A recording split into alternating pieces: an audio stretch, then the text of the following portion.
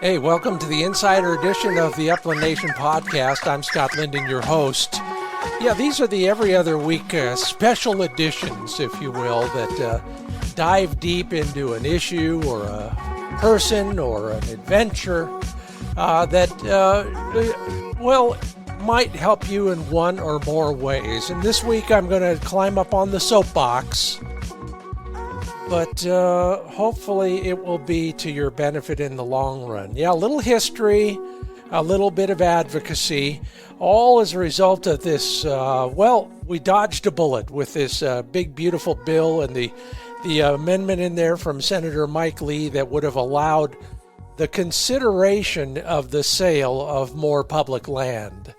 So we'll be talking about that and what we need to do now to make sure it doesn't happen again. And I'm talking about every level. So, a little bit of a politics lecture, a little bit of history, and a little bit of motivation. It's all coming up on the Upland Nation podcast Insider Edition. We're made possible by Cable Gangs, Tie-Out Systems, Heartland Lodge in Illinois, Mid-Valley Clays and Shooting School, Trulock Choke Tubes, Purina Pro Plan Sport Dog Food, Sage and Breaker Gun Care Products, Roughland Dog Kennels, Pointer Shotguns, and High Vis Sights. Yeah, see what you've been missing.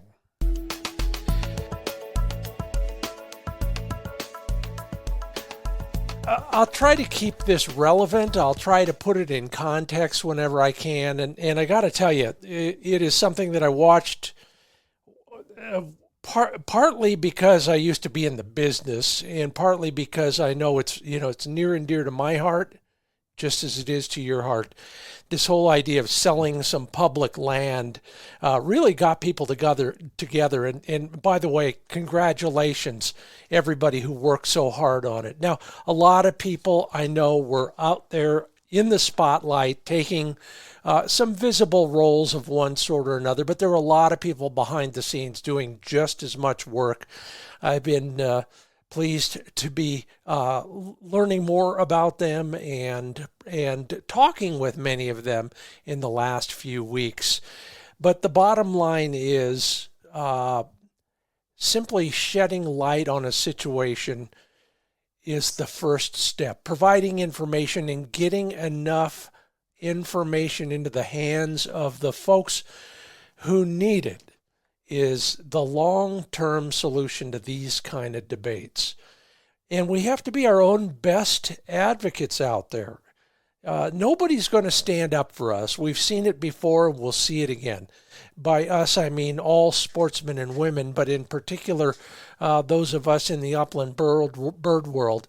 And I got to tell you, yeah, I know, I'd rather just go hunting. I'd rather just work with my dogs. But the fact is, we need to take a more visible and more viable role because no one else is going to do it for us. You think the public agencies have our best interests at heart? Think again. It's up to you. It's up to me. And that's why I'm here today to help you with the information you need. Yeah, knowledge is power. The more you have, the more you can argue on behalf of causes important to you and you and you and me. Let's start with some great statistics that might just, what would I call it? Well, you decide for yourself, but let me tell you how hunting in America impacts the economy. And I have my friends at the National Shooting Sports Foundation to thank for most of these statistics. The first one, hunting in America creates 525,000 jobs. The economic impact of hunting, when last measured in 2016, was $27 billion. Now, that would rank hunting as the 104th largest company on the Fortune 500 list. There are 9 million big game hunters, 5 million small game hunters, 2 million migratory bird hunters, and about 2.5 million upland bird hunters. We're all out there spending money, pumping up the economy in the local level and on the national level. And there's a lot of us out there. Duck stamp sales, perfect example. You cannot do better, no matter whether you're a hunter, a bird hunter, a waterfowl hunter, or anybody else. Duck stamps are the best way to serve wildlife. In 2015, duck stamp dollars generated $36 million in revenues for the U.S. Fish and Wildlife Service. And all that money, all the duck stamp money, is devoted to acquiring and managing waterfowl and wildlife refuges. That's the only place it goes. Thanks to the NSSF for that information. Now let's get down to brass tacks here. You need power. We need power. I joke about it sometimes, but the power comes from the money. You know the old saying, follow the money. Well, we want to help other people follow the money, and we want to know for ourselves where that money is going. So I joke sometimes. I talk, no matter who I'm talking to, I'll ask them how much they love wildlife. Oh, well, it's great. We really like watching the deer out our back window, blah, blah, blah. I tell them all, then buy a gun. Usually that's when the crickets start chirping. The reason is most of the wildlife management and conservation funding in this country under the North American Wildlife Management Model, that money comes from you and me. Same on the fishing side. We won't go into that one, or we'd have two podcasts to do here. But bottom line, hunters and shooters are who fund wildlife conservation. Not just the shootable, huntable ones. All wildlife conservation. I'll explain. Yeah, everything from three-toed salamanders and watchable wildlife to those long-spurred ringnecks we like to chase. It all comes from us in various forms, but almost all of it comes from us. It's not just imperiled by the wacky ideas of some senator who happens to be in the majority party in Congress right now. In fact, it's happened for decades. There have been threats of all sorts. And in fact, to this day, and for a long time before the present administration, public land was being sold off to private sector buyers. It still is. In fact, during that Senator Lee debate, my elected representative issued a press release opposing that amendment, and the very same day issued a press release taking credit for handing over federal land to another public agency. So they're giving it away, they're selling it, they're bartering it, they're trading it. But public land has been at risk for a long, long time. And the wildlife that it harbors is thus at risk as well. You tree huggers, if you're already, will cringe when you hear this, but the incontrovertible truth is voluntary taxes and fees paid by hunters and shooters fuel the bulk of habitat acquisition and wildlife management. Now, I like to think you're well informed, but let me give you one example. I gave a speech to a national organization a couple years back on this general topic, and I asked the whole audience, How is wildlife conservation and management funded in the United States? And the answers I got were for the most part, pretty accurate. Our tax dollars, federal or even state tax dollars. Yeah, to a very small degree, income taxes. Our license fees, yes, to a greater degree. But nobody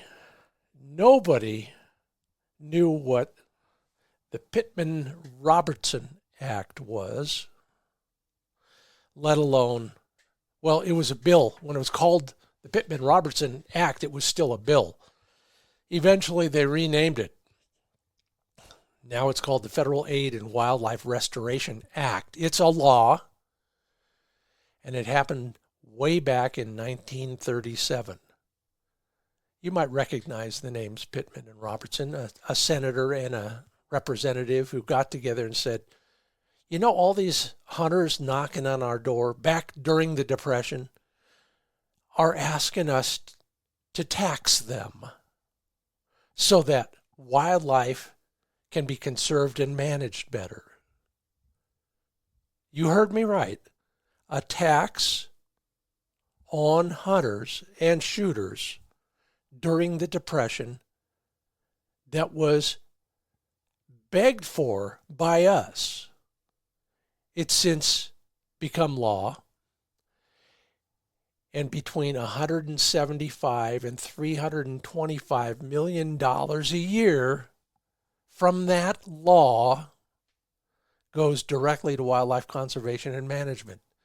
Yeah, since 1939, when the law became law, over $12 billion came out of your pocket, and your pocket, and your grandmother's pocket, and your great-grandfather's pocket to fund wildlife conservation.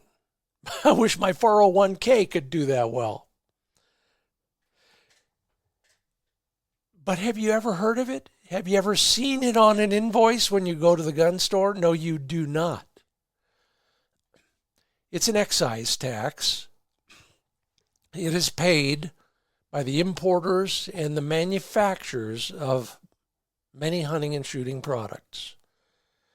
Certainly firearms, ammunition, bows and arrows, and a few other items in there, but those are the primary items that are taxed at about 10, some are at 11%. That tax is paid by the manufacturer or the importer to the federal government.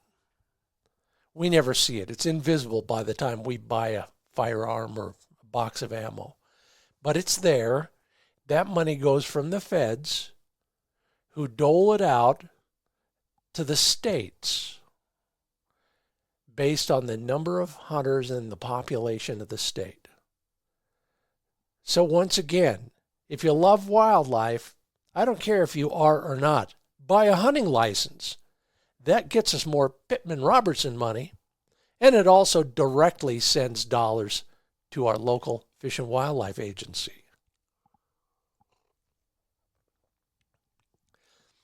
You're probably seeing one of the ironies already. Most wildlife aren't hunted, but management is primarily the burden of the 4% of us in America that go afield with a gun or a bow or shoot targets at the range.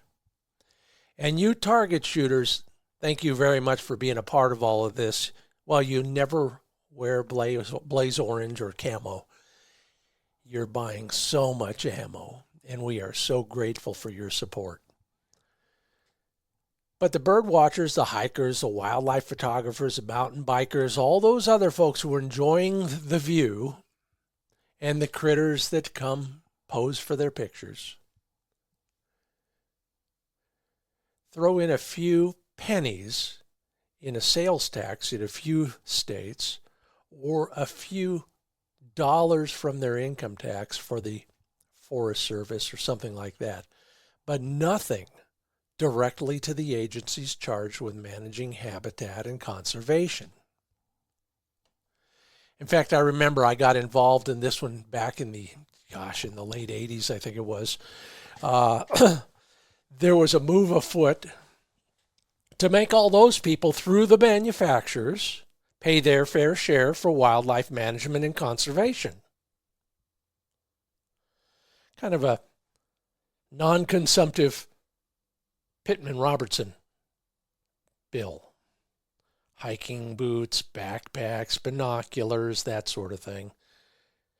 The equipment makers and importers, and you know who you are, spiked it before it was stillborn. They were afraid that it would affect their sales. Now, I wasn't around in 37, so I don't know if rifle makers and ammo manufacturers were griping about it then, but sportsmen and women came to the front and said, we want it.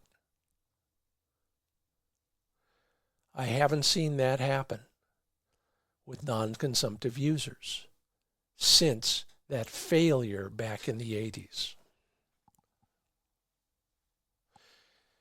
Yeah, more irony. Hunting's contribution to wildlife management and conservation always under attack by many of the so-called conservation groups and, of course, the animal rights folks and the anti-hunting folks and all those other folks on the other side. And they demand a seat at the table without having paid the price of admission. Yeah, they're the ones with the picket signs, the Wildlife Commission meetings, and they're the ones who get wacky laws on the ballot. But if you live in New York, you know that jumping the subway turnstile is one of those frowned upon activities where a freeloader gets something for nothing. And we all have examples of that. Well, that's pretty much the same thing.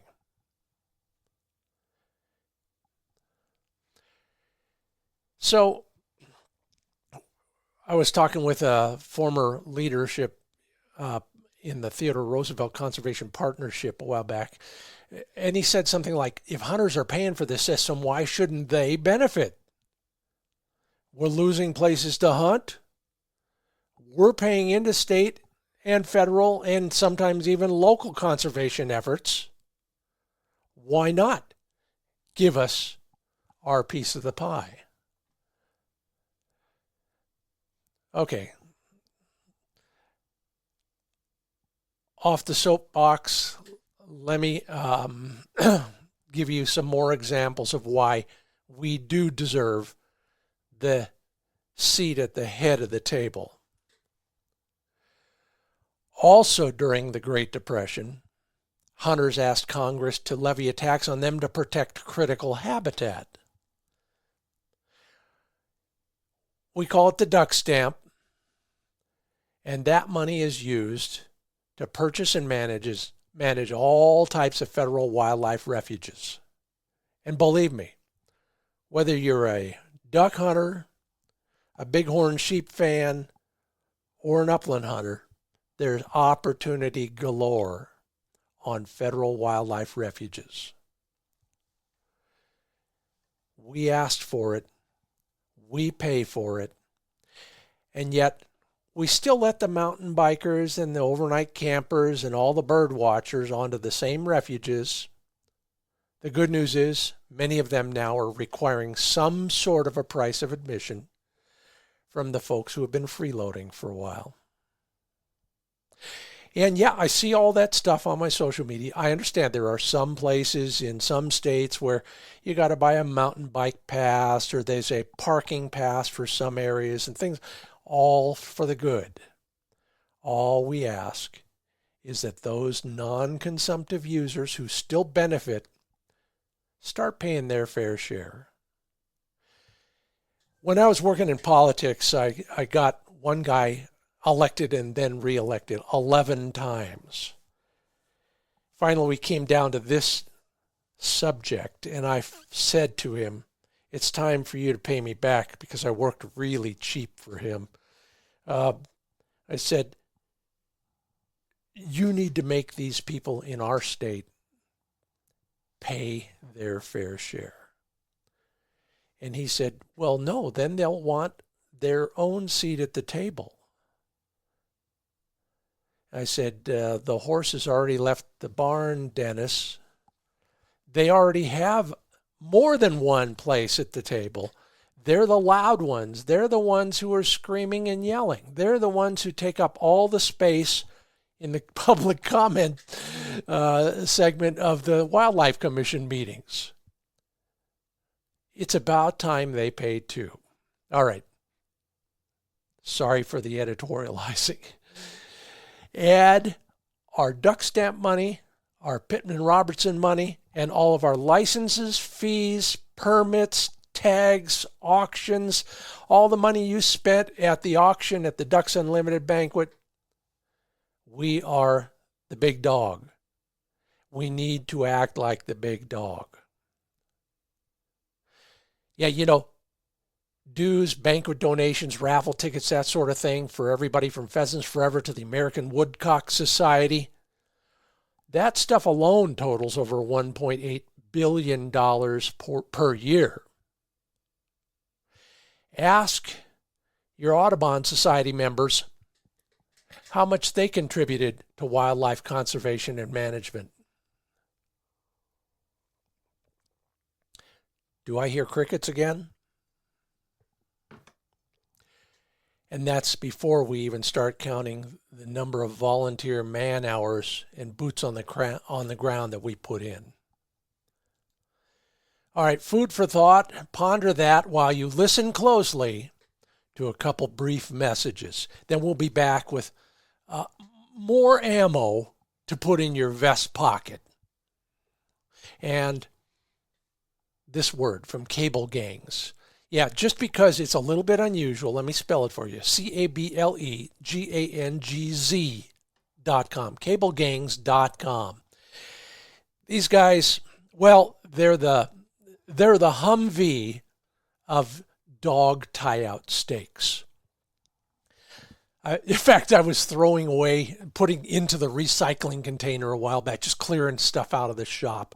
And I pulled out all the old tie-out steaks I've used and given up on. Broken, mushroomed, don't swivel anymore. All those problems are solved by Cable Gangs. Cold rolled steel, more robust metals, thicker cap welds, all the things that you break when you take a mallet to your tie-out steak are a lot harder to break with Cable Gangs. And here's something just for you, Upland Nation insiders. Go to the site, get 10% off everything except gift cards with the promo code CG10. They got a wide array of other products as well, all built, well, like a brick, you know what. CableGangs.com. And you might have seen the episodes I made on Wing Shooting USA a while back at Heartland Lodge. They're up near Nebo, Illinois, and what a place. Yeah, it's a hunting preserve.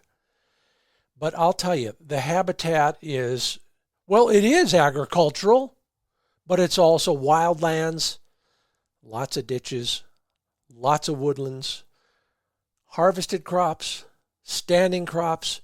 Your dog looks good in all of it. And they've got a special going on right now, early bird special. So if you book any trip there, well, the first thing on the list is you'll get a goodie basket and a free hat when you show up. This is a top-tier Orvis endorsed lodge. If you're looking for a bucket list destination, Heartland Lodge is the place. You can get up to $500 off if you book early enough. Learn more about all the offers and why I'm going back at heartlandlodge.com.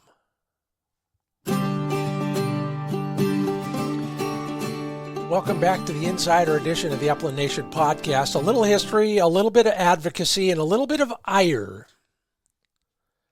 Yes, we can't let other people carry all of our water on this issue. Whether it's selling public land, changing sound wildlife management policies, or any other aspect that affects our passion. Not our sport. It's more than that. You know that. We've got to be involved. And the first step is knowing from whence we came and where we're going. We do have the power. Knowledge is the power. Yeah, I don't care what gauge you shoot. Enough knowledge used in the right way is like a 10 gauge 3.5-inch shell. I told you a little bit about how the Pittman-Robertson Act works. Money goes from our purchase back up the chain to the manufacturer who's paying that money to the feds. Once again, thank you, target shooters, because you're paying too. Now, that money goes to the feds, who will then distribute that money based on, I think I mentioned a couple ways they dole it out. First is the number of paid license holders. And the other one, I was talking about population, and I'm wrong. I'm sorry. Here's my notes say it's based on the land area of the state or the territory. So Alaska gets a lot more in that half of the equation, but they don't have as many license holders. It all works out pretty well.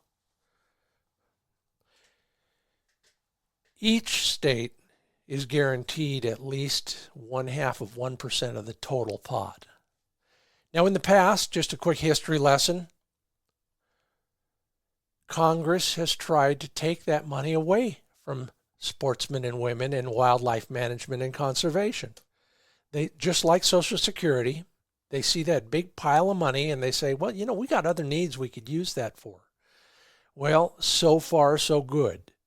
It's a lot harder now than it used to be to steal that money from the folks who paid it, you and me, and use it for something that doesn't benefit you and me. Now, the problems are population and video games. And I know I'm generalizing, but the number of hunters in America continues to shrink. The number of shooters, thank goodness, is going up. But we are nowhere near the numbers we had 50 years ago, and that decline will probably continue. The cries for wildlife management and conservation money are longer and louder. I mentioned some of the non-consumptive organizations, everybody from the Sierra Club to PETA, all want a piece of that pie. There's mandated endangered species management. Now, there's a little bit of money for that from other places, but again, and I'll get to this, it all takes a toll on the fundamental role and the total overall budget of your wildlife agency. Add catastrophic wildfires, diseases from chronic wasting disease to smut. Yeah, I know. But anyway, those all have an effect on your wildlife agency's budget, spreading it thinner and thinner. Those hunting dollars, those ammo dollars, those rifle purchase dollars make up the lion's share of most state agencies' wildlife budgets. Yeah, again, divorcing ourselves from fishing. You take Pittman-Robertson money, you add to that the fact that those dollars need to be matched with wildlife agency dollars at the state level. And in most states, 60 to 80% of their budget comes from those two alone. You got a state lottery, it might kick in a couple percentage points. The general fund in your state might throw in a few percentage points. But it's you and me and the money that we leverage from all that other stuff that funds the majority of wildlife management and conservation efforts.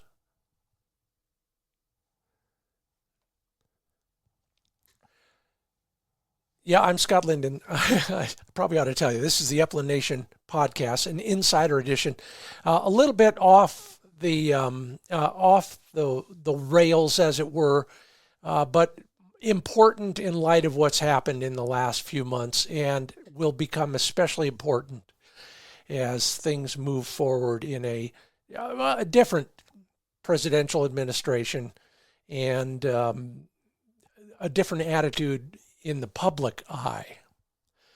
Yeah, speaking of the public eye, some funding broadly defined as for wildlife does come from recently enacted Infrastructure Investment and Jobs Act. But that stuff doesn't handle most wildlife conservation and management. It does. It decommissions some forest roads and improves other roads for better access, puts up a little signage for wildlife crossings, that sort of thing.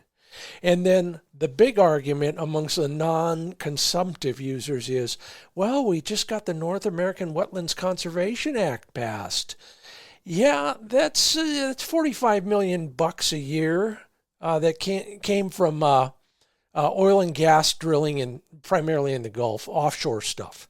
But it's a drop in the bucket as well. And if you dig deep down into that one, it is funding trails, city parks, and playgrounds, a nationwide effort to, quote, preserve and develop outdoor recreation opportunities. So they'll buy a city park or develop a monkey bars, and they will send some of that money to state and local governments for conservation efforts, but not wildlife and not at the federal level.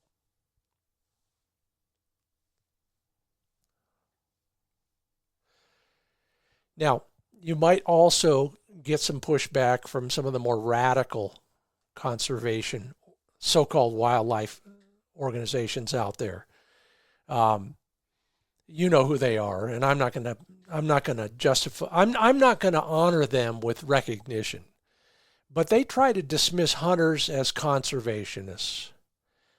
And they've thrown together a bunch of pseudo statistics that will demonstrate, air quotes around demonstrate, that everybody is helping pay for conservation, and the value of our contributions, theirs again, not hunters and shooters, but everybody, is much higher than you folks claim with your Pittman-Robertson argument.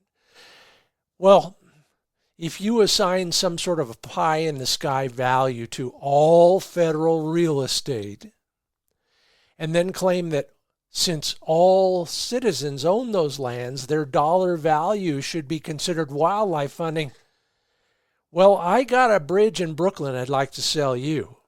But that's their rationale. Unfortunately, you can't pay a biologist's salary with federal real estate in downtown St. Louis. All right, so this whole lecture, and I apologize, but that's kind of what it was, is all for one purpose and one purpose only, and I hope you understand. If you remember one little thing, or you try and learn one more little thing, and get out there and use it, then you're helping us reoccupy the high ground.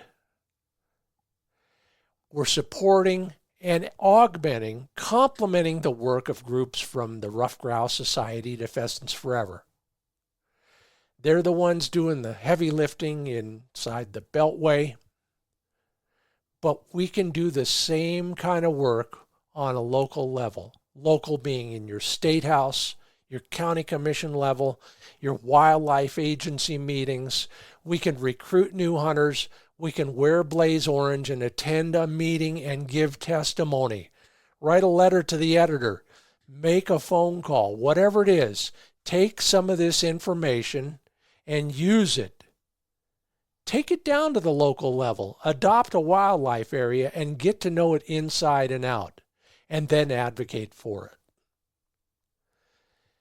When I first got involved in this whole world, I went to a meeting that was called by the Hunters Association to help oppose a PETA-inspired ballot measure that would have prohibited bear and cougar hunting with hounds. We went to that meeting, and we had everybody in our world there. And pretty soon it devolved into the hound hunters didn't want to talk to the fly fishers, who didn't want to talk to the commercial fishers, who didn't give a rip about the bow hunters, and so on and so forth. This is not the time for that.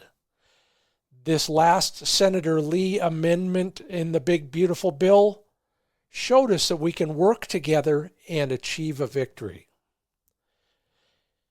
And the opposite is also true.